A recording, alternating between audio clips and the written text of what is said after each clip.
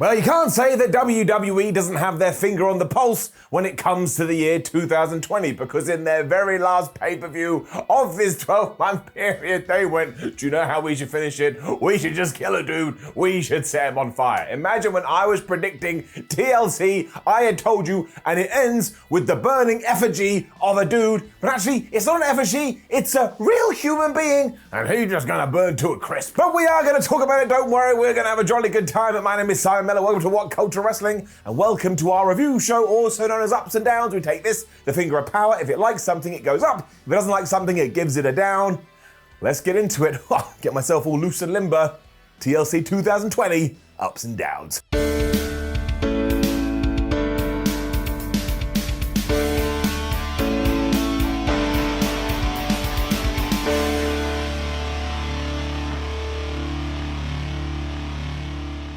WWE is just a random pot of madness these days. On the pre-show, we just had an 8-man tag from absolutely nowhere. Because it was Daniel Bryan, Big E, Chad Gable and Otis taking on Baron Corbin, Shinsuke Nakamura, Cesaro and Sami Zayn, and I thought it was really fun.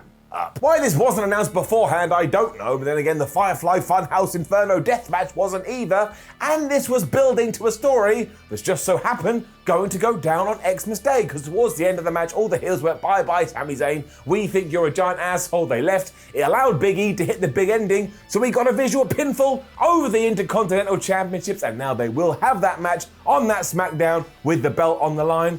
You've got to imagine Big E is going to win. This excites me. It gets me excited in my loins, because then maybe finally in 2021, we push him properly before, and I damn well mean it, he becomes the Universal Champion. Don't at me. The show then started properly, and there was yet more surprises, because it was the WWE title TLC match between Drew McIntyre and AJ Styles. So straight away I went, well, they must have something big planned for the end of the whole thing. Little did I know. Still, with all that aside, this was awesome. We stuck to the old ways in the sense that AJ Styles was fighting a bigger dude, so he started working on his knee, but because Drew McIntyre is a Scottish warrior, he started to beat up the challenger. But he was also very wary about Omos, who was on the outside, although I was a bit like, what has this guy done so far? As far as I can see, he seems to be very good friends with Matt Riddle. He seems like a nice dude. Maybe he's just out there for moral support. Otherwise, you've got the fear just because he's really tall. From there, it was just carnage with both guys using all the weapons, including Drew McIntyre at one point, picking AJ Styles up, chucking him over the top rope, and he crashed through a table. And I know that doesn't sound as nuts as some spots we've seen in the past, but if you haven't seen it, just go and watch it. It does not look like a fun ride. It also meant that as McIntyre started to climb the ladder and you thought, oh, he's gonna win really early, out came The Miz, out came John Morrison. They then threw Drew McIntyre through a table, and if you can believe it, that's right, they cashed in their money in the bank briefcase, which apparently I keep in my pocket. It meant the match became a triple threat, and if it wasn't for Omos,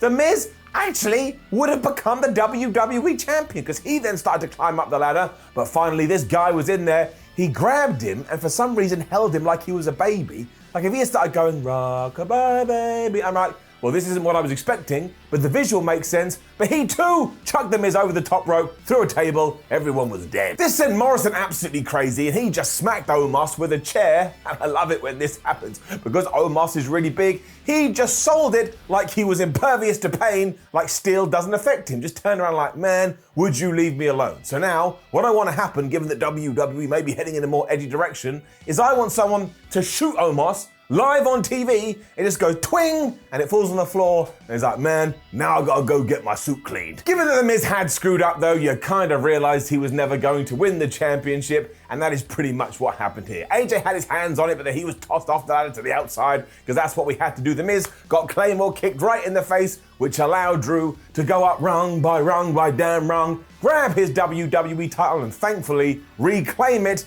as we go into a brand new year. Drew McIntyre, all things considered, has had a brilliant 12 months. And the big brouhaha was, I can't believe we wasted the money in the bank briefcase again. And look, you're not wrong, but we wasted it when The Miz beat Otis for it, because you could have turned Otis into a brand new star. The Miz doesn't need to be WWE champion. He's The Miz. He's been doing this for years. He's found his place. This was so much fun though. Like I say, Drew is just brilliant. And actually, when it comes to TLC matches, WWE kinda has a flawless record.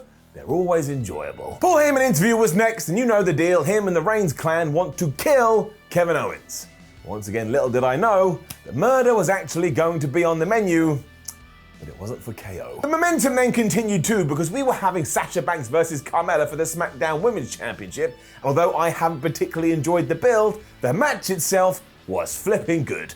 Up. And we all know that Sasha is a brilliant wrestler and can have a match with a broom, even though if WWE advertised that, you wouldn't tune in. But we have to take a step back and give a round of applause for Carmella. This has to be her best performance to date, and she also has a trump card because that code of silent submission thing is really, really good. Like, I totally believe, yeah, if somebody tapped out, that would make all the sense in the world. It's kind of dumb that she has to grab her foot to apply it properly, but man, that's wrestling. And admittedly, there was too many, oh my God, I can't believe they kicked out of my move faces. I think we had about 32 of these, but Carmella actually did something I'd like to see more wrestlers do. After she had hit, honestly, the most devastating X Vector I've ever seen, she took Sasha Banks' face and just planted it right into the floor. She tried to cover, but Sasha kicked out. So before she did she then tried to cover again and again and again and again. That's what you should do. Then you can be shocked, like Carmella was, but at least you gave it your best effort, as opposed to just sit there going, well, I tried to pin her once, what else can I do? Of course, the servant got involved, and he's now called Reginald, but thankfully that didn't even end in a screwy finish. It did result in a near fall, but then Sasha Banks locked in the bank statement, Carmella tapped out. Sasha Banks is still your women's champion? What a fine little tamale this was. And then all that carried on thanks to a backstage segment with Billie Kay. It is imperative that we find at least 5 minutes on every show to feature her, because she went up to Asuka, who of course is looking for a brand new tag team partner, and said, Asuka, I should be that person. Here's my CV. If you look at it, you'll see I'm more than qualified. I mean, she's just a dork in the best possible way. She told Asuka she could speak Japanese, but she couldn't, and she'd even made her own mask, which was a paper plate with a smiley face on it. Billie Kay is the best. And of course, Asuka didn't agree and shouted that Kay wasn't ready for any of this. And look, I know it was dumb, but I'm all right with wrestling being dumb when it is like this. Give me more. And then it was another great match with another right winner. And I'm talking about the Hurt Business taking on the New Day for the Raw Tag Team titles. What are we gonna give it? We're gonna give it up. Xavier Woods also made sure this had an extra bit of punch beforehand, because he said, Hurt Business, you may have taken us on before, but you've never taken on big match New Day, which is what you're about to do, as if they're the final boss. But then guess what happened to Woods and Kofi Kingston? They actually lost. The Hurt Business are your brand new champions. Woods was the dude taking a beating before Kofi Kingston's got the hot tag, and even though he did run wild, at one point he went from the boom drop, but Shelton Benjamin just grabbed him in the powerbomb position before him and Cedric Alexander hit the Doomsday device. It looked so fabbo. Kingston though then rolled out of that and hit the SOS for a near fall. At this point, I was just locked in and ready. These four guys are such good wrestlers. We even had another storybook ending. I don't mean it meant like a prince kissed a frog and it turned into a princess, whatever the hell that strange story was. I mean, it all tied into the narrative, because Shelton Benjamin had this all wrapped up when he ran up to the top rope and suplexed Kofi Kingston, but then Alexander was on the outside. He tagged himself in, hit the lumbar check, and got the visual 1, 2, 3. And although Shelton Benjamin and MVP were very happy about this, they're also like, this Cedric Alexander guy, he really strayed. But honestly, this makes all the sense in the world, because MVP's group having all of the gold makes them feel like even bigger badasses, and now you can shine an even bigger spotlight onto Cedric Alexander. I know I go on about it all the time, but this needs to be his vehicle, this needs to be his ride. I don't know where we're going with it, but he has to come out the other side as twice a bigger star as he is now. ×2. It's not like he screwed up. That's what usually WWE does in this situation. Like, oh, you shouldn't have been arrogant because you just lost the match. No, he didn't. I'm actually intrigued to see what we're going to do with this. Also, as we are getting to the end of the year, let's face it, the Hurt Business has been one of the best surprises. WWE was then riffing on that Tom Cruise audio leak that happened earlier in the week. I suppose at least it was topical, because we had a clip of Sami Zayn yelling at some stagehand going, I can't believe you screwed up the Sammy Awards. I mean, it was fine. It was a little bit on the nose. To be honest, I kind of thought about skipping forward, but I don't, because I'm very proud of my job. And then in the least shocking surprise of the year, because it had leaked everywhere hours before, it was Asuka and a mystery partner taking on Nia Jax and Shayna Baszler. And yes, that mystery was none other than Charlotte Flair. Cue the internet breaking down, I'm giving it up. Now everybody is mad because she is back, but come on man, let's just get over ourselves. She is a great wrestler, she does make the women's divisions feel bigger, she does come across like a star, and if all of this ends with another Asuka versus Charlotte Flair feud, I'm alright with that. When have they ever had a bad match? The commentary team even dared to remind us that not only was it Nia Jax who had injured Charlotte, hence why she would want this spot, but also around the same time, she was feuding with Asuka. So that was nice, it was rewarding you for being a long-term fan, and maybe planted some seeds for what's next. The whole time Charlotte was also desperate to get her hands on Nia Jax, but that damn Shayna Baszler stopped this by pulling her off the apron. But of course she did get in there, she ran wild, as was Asuka. They would do it all right as a team, even though in the past, they have hated each other. Charlotte also hit that moonsault off the top rope to the outside. And much like that AJ Styles bump earlier, I know it's not as crazy, but how are people doing this? I'm gonna close my eyes, I'm gonna jump backwards, I'm just gonna hope that two people are gonna catch me. I wouldn't do it, I'm a big wuss. Ric Flair was also shown in the back watching this, and because he has now entered legendary status, I mean he's been there for years, he is allowed to look at television screens like a normal human being, and then back in the ring, Asuka hit the hip attack onto Nia Jax. Charlotte was able to roll through the Kira Fuda clutch, she hit the natural selection, 1, 2, 3, and if you can believe it, and I know some people can't, your brand new women's tag team champions are Asuka and none other than Charlotte Flair. I will say that it does feel a little bit like we're about to repeat the Bayley and Sasha Banks storyline where you have people that are tag team champions and they break up and then they go after the Raw women's belt. But look, if you could execute it correctly, we proved that it worked on Friday nights, so why can't it work on Monday? Also, I am just desperate for a top tier women's title program at the moment, or at least with the Raw belt. It's all been squiggly scraggly and pushed together for too long. Let's just stop it and let's promote War Women. What a concept. Also, come on now, who else was the mystery partner gonna be? Like me? Trust me, you would have been twice as disappointed. Sami Zayn then confronted Big E about this audio, and Big E didn't like that, so he was like, getting out of my face. I could have just done without all this. We didn't need it, especially because the pay-per-view was only like 2 hours, 59 minutes. You could have cut out these 5-minute chunks, but I guess it is building to their big match on Christmas Day. Please, for the love of everything, let Big E win. Our penultimate match of the evening was then Kevin Owens versus Roman Reigns for the Universal Championship in TLC number 2. And yeah, I was scratching my head going, so then Bray Wyatt and The Fiend in the main event despite only announcing that stipulation on a random Wednesday? I should have prepared myself, but who cares? Because this, oh my gosh, it lit me up. Pun up. Roman and Owens also worked a very different style from the opener because they basically used every single weapon they could find as a knife. Like at one point, Roman Reigns had the steel stairs and he was just smashing it into Owens' face and body like he wanted to see his brain. That's all I could come up with. He was like, oh, I'd love to see what a brain looks like. Oh, there's some metal. Crash. It did have a cool start though because Kevin Owens jumped Roman Reigns, but of course he forgot about Jey Uso, or at least even though when he did fight him off, which he was successful a few times, the big dog was always ratting around the corner like the tribal chief, oh Roman, we love you, that he is. Owens then realized pretty quickly he was gonna have to take out Jey Uso, which he did by smashing him with a chair and then Pillmanizing his ankle, so he had to be helped to the back. But all that did was allow Roman Reigns to recharge his HP, and then he absolutely ran wild. This dude, on the quiet cases around, is a sociopath because he got ladders and he got chairs and he just continually waylaid Kevin Owens, including backdropping him through a couple of other chairs too. I mean, I was like, his poor brain, his poor back, nothing is going to be working today. All is fair in love and war though, so Roman was then suplexed through a chair by Kevin Owens, but once again, just as he was about to get on the front foot, who was back?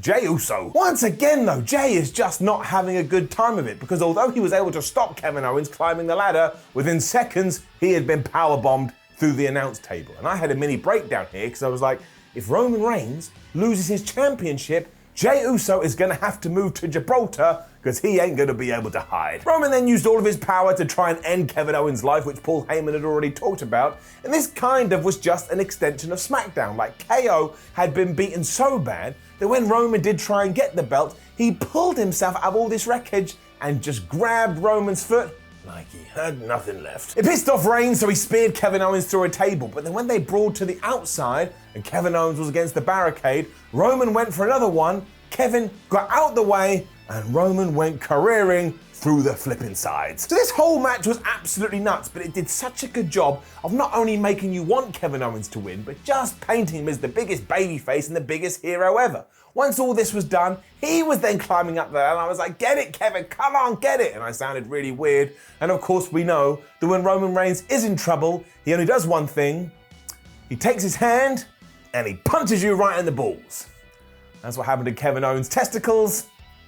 he was done. Reigns followed this up with the guillotine choke, which meant because he was all passed out, Kevin Owens fell from the top of the ladder, which meant all the tribal chief had to do was put his hands in the air. He is still your Universal Champion. Sorry, I misspoke. He is still all our Universal Champions. Roman, thank you for being my head of the table. A sad Owens watched all of this as Roman did leave the arena, and come on now, the amount of people he had to fight off, and all I want now is there to be a story for Kevin Owens. Please don't put him back into limbo WWE like he was beforehand. This guy is so damn good, and he deserves everything we can throw at him. This was top stuff. Reigns is an absolute maniac, but again, I'm still going to leave every single, not just the head of the table chair, every single chair around my table just going to have reserve Roman Reigns, reserve Paul Heyman, reserve Jey Uso, reserve Roman Reigns. I'll go eat in the mud.